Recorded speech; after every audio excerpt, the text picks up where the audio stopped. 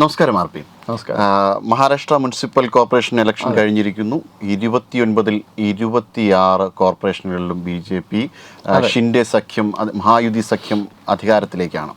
അപ്പോൾ ഈ ഒരു സാഹചര്യത്തിൽ അവിടെ മറ്റു ചില സംഭവ വികാസങ്ങളും കൂടെ ഉണ്ടായതായിട്ട് കേൾക്കുന്നു. അപ്പോൾ എന്താണ് അതിനെപ്പറ്റി പറയാനുള്ളത്? മഹാരാഷ്ട്ര മുഴുവനായിട്ട് നോക്കിക്കഴിഞ്ഞു കഴിഞ്ഞാൽ BJP ശിവസേന സഖ്യത്തിൻ്റെ തേരോട്ടമാണ്, അതിനകത്ത് യാതൊരു സംശയമില്ല. പക്ഷേ എല്ലാവരും ശ്രദ്ധിക്കുന്ന ഒന്ന് BMC ആണ്, അതായത് മുംബൈ മുനിസിപ്പൽ കോർപ്പറേഷൻ്റെ തെരഞ്ഞെടുപ്പ് ഫലമാണ്. അപ്പോൾ അവിടെ BJP ശിവസേന സഖ്യം ജയിച്ചിരിക്കുന്നത് ഏതാണ്ട് 4 സീറ്റുകളാണ് അവർക്ക് ഭൂരിപക്ഷമുള്ളത്. അതായത് കോർപ്പറേഷനിൽ 114 സീറ്റാണെന്ന് തോന്നുന്നു. 114 ഭൂരിപക്ഷം വേണ്ടത്. 118 സീറ്റ് അവർ ജയിച്ചിട്ടുണ്ട്. അതുകൊണ്ട് നേരിയ ഭൂരിപക്ഷമാണ്, പക്ഷേ അത് വളരെ കൺവിൻസിങ് ആയിട്ടുള്ള ഒരു വിജയമാണ്. പക്ഷേ നാച്ചുറലി ഈ ശിവസേന ഏകനാഥ് ഷിൻഡെയുടെ ശിവസേനയും BJPയും തമ്മിൽ ചില അഭിപ്രായ വ്യത്യാസങ്ങളെന്നാണ് മാധ്യമങ്ങൾ റിപ്പോർട്ട് ചെയ്യുന്നത്. പക്ഷേ ഞാൻ മനസ്സിലാക്കുന്നത് ഷിൻഡെയെ പോലെ ഒരു പൊളിറ്റീഷ്യൻ തീർച്ചയായിട്ടും ഈ ഒരു തെരഞ്ഞെടുപ്പ് കഴിയുമ്പോൾ ഇന്നത്തെ അവസ്ഥയിൽ ഒരു ബാർഗെയിനിങ്ങിന് ശ്രമിക്കുമെന്ന് തന്നെയാണ്. ആ ബാർഗെയിനിങ് ആണ് നടക്കുന്നത്. ആ ബാർഗെയിനിങ് നമ്മൾ പ്രതീക്ഷിച്ചതാണ്. കഴിഞ്ഞ നിയമസഭാ ഇലക്ഷന് ശേഷവും ബാർഗെയിനിങ് പ്രതീക്ഷിച്ചതാണ്. കാരണം BJPയുടെ ഒരു 2ാം പൊസിഷനിൽ നിന്നാണ് ഇവർക്ക് ഇപ്പോൾ പെരുമാറേണ്ടി വരുന്നത്. ശിവസേനയ്ക്ക് അപ്രമാദിത്വം ഉണ്ടായിരുന്ന മുംബൈയിലെ കാര്യമാണ് ഞാൻ എടുത്തു പറയുന്നത്. അപ്പോൾ അവിടെ ഇപ്പോൾ മുന്നണിയിലെ തന്നെ 1ാം കക്ഷിയായിട്ട് BJP വരുമ്പോൾ ഉണ്ടാകുന്ന ബുദ്ധിമുട്ടുണ്ട്. പല കാര്യങ്ങളിലും ആ പ്രശ്നമുണ്ട്. അപ്പോൾ മുഖ്യമന്ത്രി പദം അദ്ദേഹത്തിന് ലഭിച്ചില്ല. അപ്പോൾ തീർച്ചയായിട്ടും മുംബൈയിലെ മേയറുടെ പദവി ശിവസേനയ്ക്ക് ലഭിക്കണം എന്നുള്ള ആവശ്യമാണ് അദ്ദേഹം ഉന്നയിച്ചതെന്ന് മനസ്സിലാക്കുന്നു. അറ്റ്ലീസ്റ്റ് 2.5 വർഷത്തേക്കെങ്കിലും അത് ഇവർക്ക് കിട്ടണമെന്നാണ് അദ്ദേഹത്തിൻ്റെ ആവശ്യം. അപ്പോൾ ചർച്ച നടക്കുകയാണ്. ചിലരൊക്കെ പറയുന്നത് ഇദ്ദേഹം നേരെ പോയിട്ട് ഉദ്ധവ് താക്കറെയോടെ ഒപ്പം ചേരാൻ സാധ്യതയുണ്ട്. അങ്ങനെയൊന്നും സംഭവിക്കാനേ സാധ്യതയില്ല. കാരണം അദ്ദേഹം ഒരു വളരെ പ്രാഗ്മാറ്റിക് ആയിട്ടുള്ള പ്രായോഗിക ബുദ്ധിയുള്ള ഒരു പൊളിറ്റീഷ്യനാണ്. ഇദ്ദേഹം ഉദ്ധവ് താക്കറെയുടെ ഭാഗത്തോട്ട് തിരിഞ്ഞു നോക്കത്തില്ല. കാരണം പോയി കഴിഞ്ഞു കഴിഞ്ഞാൽ പിന്നെ ഷിൻഡെ ഇല്ല, ഷിൻഡെയുടെ രാഷ്ട്രീയ ഭാവിയില്ല. അപ്പോൾ അതല്ല, മാക്സിമം ലഭിക്കാവുന്ന ഇത് കിട്ടുക. കോർപ്പറേഷനുള്ളിൽ തന്നെ ചില കമ്മിറ്റികളൊക്കെ ഉണ്ടല്ലോ, സ്റ്റാൻഡിംഗ് കമ്മിറ്റികൾ, അവിടെയെല്ലാം തങ്ങളുടെ സ്വാധീനം ഉറപ്പിക്കുക. കാരണം ഇവർക്ക് വളരെ കുറച്ച് സീറ്റാണ് കിട്ടിയിരിക്കുന്നത്. എനിക്ക് 29 സീറ്റേ കിട്ടിയിട്ടുള്ളൂ. അപ്പോൾ എന്നാലും ശിവസേനയുടെ ഒരു വലിയ വേരോട്ടമുള്ള മുംബൈയിൽ ഇപ്പോൾ ശിവസേന ഇങ്ങനെ താഴേക്ക് പൊയ്ക്കൊണ്ടിരിക്കുകയാണ്. നമുക്ക് അതിനെക്കുറിച്ച് സംസാരിക്കാം. അപ്പോൾ അതിനിടയിൽ ഈ ജയിച്ച സീറ്റുകളിൽ ഇവർക്ക് ഉറപ്പിക്കണമെന്നുണ്ടെങ്കിൽ ഇവർക്ക് BJPയുമായി ഒരു വിലപേശൽ നടത്തിയേ മതിയാവുള്ളൂ. അപ്പോൾ അതാണ് നമ്മൾ കാണുന്നത്. അത് എനിക്ക് തോന്നുന്നത് അടുത്ത ഒരു 24 മണിക്കൂറിനുള്ളിൽ ആ പ്രശ്നങ്ങൾ സോൾവ് ചെയ്യാൻ സാധിക്കും. നിയമസഭാ ഇലക്ഷൻ കഴിഞ്ഞപ്പോഴും ഇത് നമ്മൾ കണ്ട വളരെ ശക്തമായ സംഘടന വേരോട്ടമുള്ള BJPയെ സംബന്ധിച്ചിടത്തോളം മഹാരാഷ്ട്രയിൽ തീർച്ചയായിട്ടും ഇത് മഹാരാഷ്ട്രയിലെ പ്രാദേശിക തെരഞ്ഞെടുപ്പിന് മഹാരാഷ്ട്രയിൽ മാത്രമല്ല ദേശീയ തലത്തിൽ തന്നെ വലിയ ഒരു ചില സന്ദേശങ്ങൾ, ചില ടേക്ക് അവേസ് എന്ന് നമ്മൾ പറയില്ലേ, അത് കൊടുക്കുന്നുണ്ട്. അതിനകത്ത് യാതൊരു സംശയമില്ലാത്ത കാര്യമാണ്. അതെ.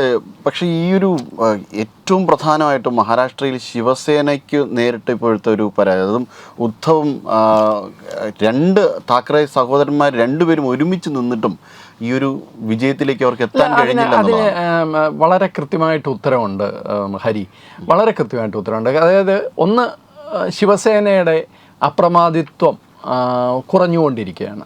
അതിനകത്ത് യാതൊരു സംശയമില്ല. BJP ആ സ്പേസിലേക്ക് നന്നായിട്ട് കയറിയിട്ടുണ്ട്. ഹിന്ദുത്വ പറയേണ്ട ഒരു പ്രസ്ഥാനം മതേതരത്വവും പറഞ്ഞ് നെറ്റിയിലെ കുറിയും മായിച്ചാണ് ഉദ്ധവ് താക്കറെ കോൺഗ്രസ് പാളയത്തിൽ ചെന്ന് ചേറിയത്. അപ്പോൾ ബാൽ താക്കറയുടെ അടിയുറച്ച എന്താ പറയുക, അനുയായികളെന്നല്ല വിശ്വാസികളെന്ന് തന്നെ പറയണം. അദ്ദേഹത്തെ ദൈവത്തെ പോലെ കണ്ട ആൾക്കാരുണ്ട്.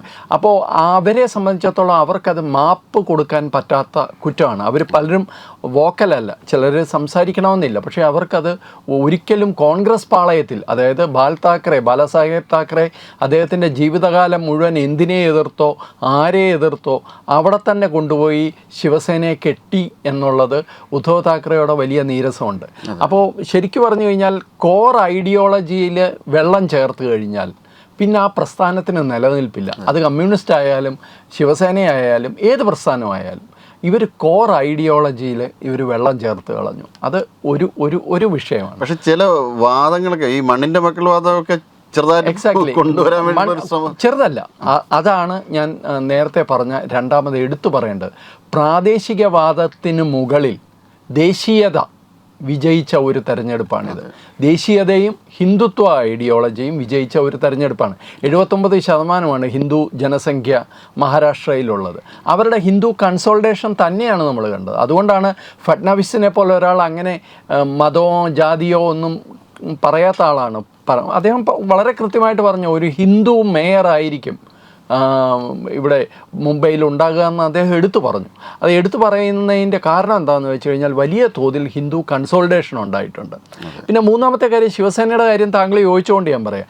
ശിവസേന ആരാണ് ശിവസേനയുടെ ഒരു ബേസ് വോട്ട് എന്ന് പറയുന്നത്? മറാത്ത മാനുസ് എന്ന് പറയുന്ന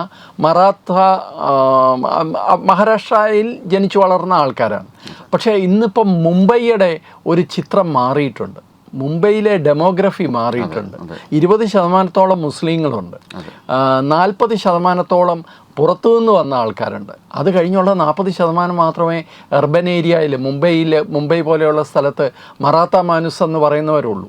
അപ്പോൾ തീർച്ചയായിട്ടും അതിൽ തന്നെ ഒരു വലിയ വിഭാഗം ആൾക്കാർ, ഈ ഹിന്ദുത്വ ഐഡിയോളജിയോടെ ചേർന്ന് നിൽക്കുന്ന ആൾക്കാർ ഇപ്പോൾ BJPക്കാണ് വോട്ട് ചെയ്യുന്നത്. കാരണം ബാലാസാഹേബ് താക്കറെ ഇല്ല. അദ്ദേഹത്തിൻ്റെ പ്രസ്ഥാനം ഇത്തരം കാര്യങ്ങളിൽ പൂർണ്ണമായിട്ട് നേരെ ഒരു ടേൺ എടുത്തിരിക്കുന്നു. അവർ സോണിയാഗാന്ധിയുടെ ഒപ്പം നിൽക്കുന്ന ഉദ്ധവ് താക്കറെ കണ്ടിട്ട് പലർക്കും വലിയ തോതിൽ വിഷമം ഉണ്ടായിട്ടുണ്ട്. എനിക്ക് നേരിട്ടറിയാവുന്ന പലരും അതിനെക്കുറിച്ച് നമ്മളോട് സംസാരിച്ചിട്ടുണ്ട്. അപ്പോൾ ആ അർത്ഥത്തിൽ നോക്കിക്കഴിഞ്ഞു കഴിഞ്ഞാൽ BJP മറുവശത്ത് വളരുകയും ചെയ്തു.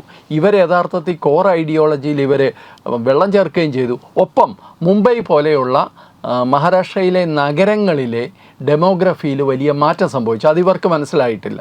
ഇവരിപ്പോഴും ഇപ്പം ഉദ്ധവ് താക്കറെ അല്ല, രാജ് താക്കറെ, അദ്ദേഹത്തിൻ്റെ പ്രസ്ഥാനം MNC അല്ലേ, MNC എന്ന് നവനിർമ്മാൺ സേന, MNS, ഇവർ ഇപ്പോഴും മണ്ണിൻ്റെ മക്കൾ വാദം പറഞ്ഞൊക്കെയാണ് നിൽക്കുന്നത്. അതിൻ്റെയൊക്കെ കാലം കഴിഞ്ഞു. മുംബൈ പോലെ ഒരു മഹാനഗരത്തിൽ അവിടെ ഇപ്പോൾ കൃത്യമായി ജനങ്ങൾക്ക് ബോധ്യമാകുന്നതും ജനങ്ങൾ സപ്പോർട്ട് ചെയ്യുന്നതും ഹിന്ദുത്വ ഐഡിയോളജിയെ സപ്പോർട്ട് ചെയ്യുന്നുണ്ട്, ഒപ്പം വികസനം സപ്പോർട്ട് ചെയ്യുന്നുണ്ട്. എന്ന് മാത്രമല്ല, സ്ത്രീകളുമായി ബന്ധപ്പെട്ട വെൽഫെയർ സ്കീംസ് അതും BJPയെ വലിയ തോതിൽ ഈ ഇലക്ഷനിൽ സഹായിച്ചിട്ടുണ്ട്.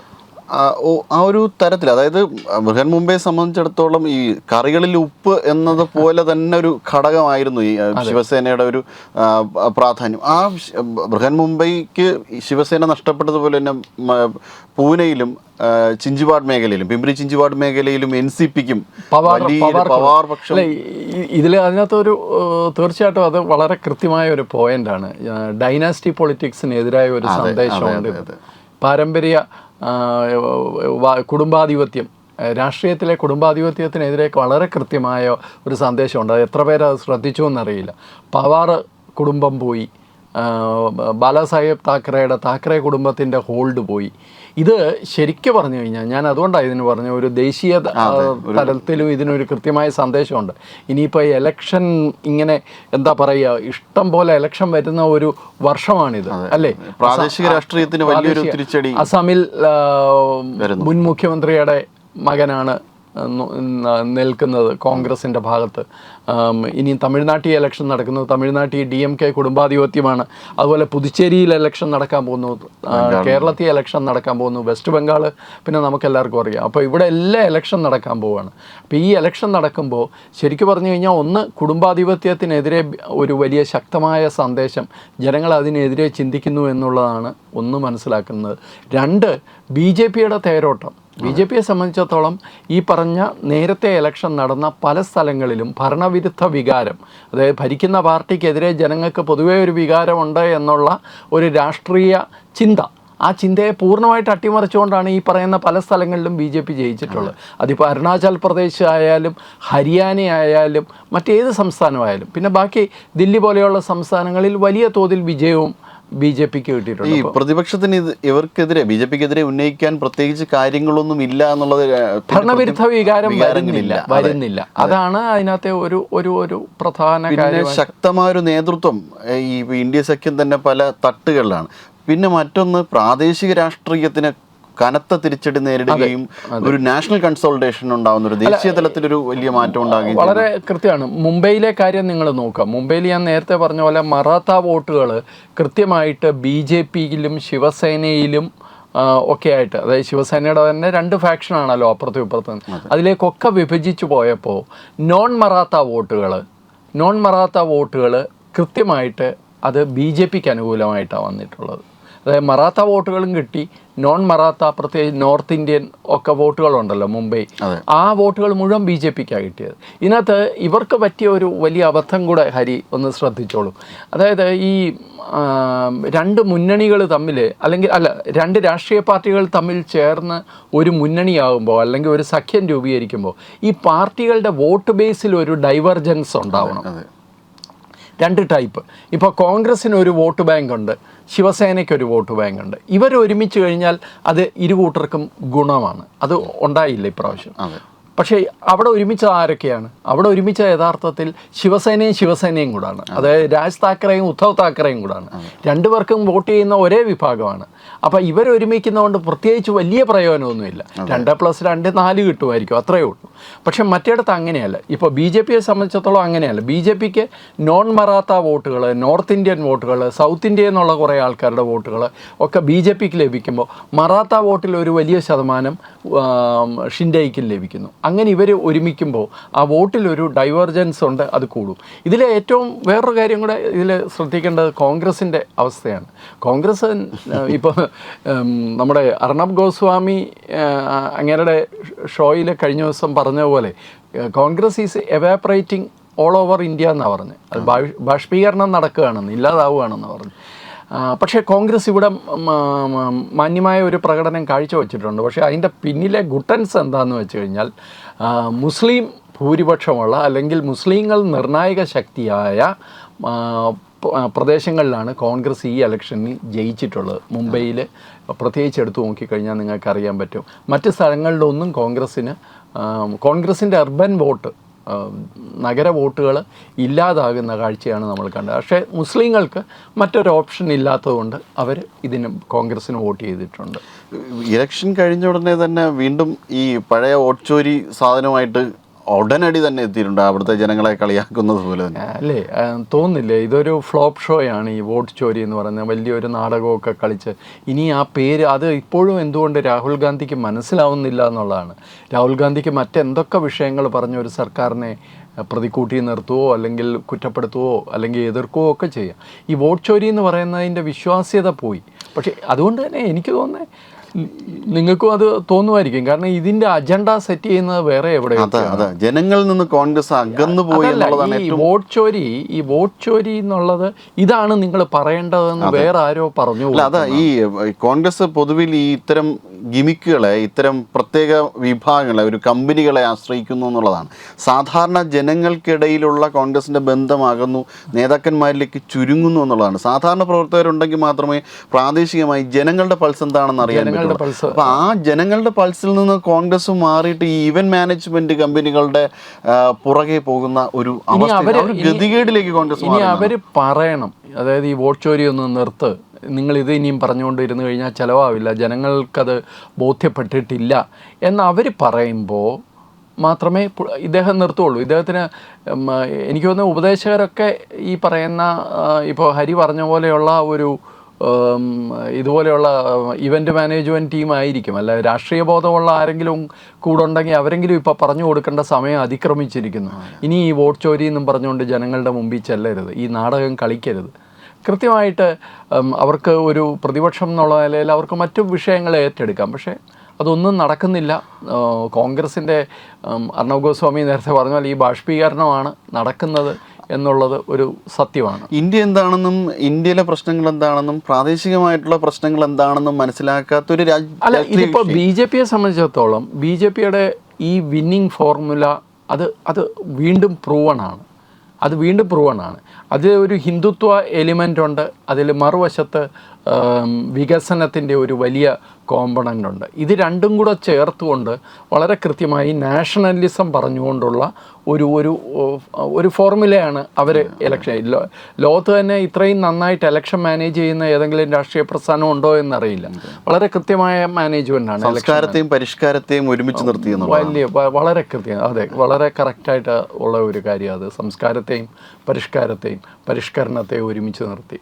അപ്പോൾ അത് ആ വിന്നിങ് ഫോർമുലയാണ്. പക്ഷേ ഇതിനിപ്പോൾ ബി ജെ പിക്ക് മുംബൈയെ സംബന്ധിച്ചിടത്തോളം ഒരു വലിയ ഉത്തരവാദിത്വമുണ്ട്. എന്താണെന്ന് വെച്ച് കഴിഞ്ഞാൽ പ്രാദേശിക ഭരണകൂടം, സംസ്ഥാന ഭരണകൂടം, ദേശീയ ഭരണകൂടം, ഇത് മൂന്നും ഒരേ പാർട്ടിയാണ്. അങ്ങനെ ആയിട്ടില്ല മുംബൈയിൽ. അപ്പോൾ ആദ്യമായിട്ടാണ്. അപ്പോൾ അത് വലിയൊരു തോതിൽ ഒരു മാറ്റം കൊണ്ടുവരാൻ ബി ജെ പിക്ക് ഒരു സുവർണ അവസരം കൂടാണ് ഈ ലഭിച്ചിരിക്കുന്നതെന്ന് മനസ്സിലാക്കാം. തീർച്ചയായിട്ടും. നമസ്കാരം.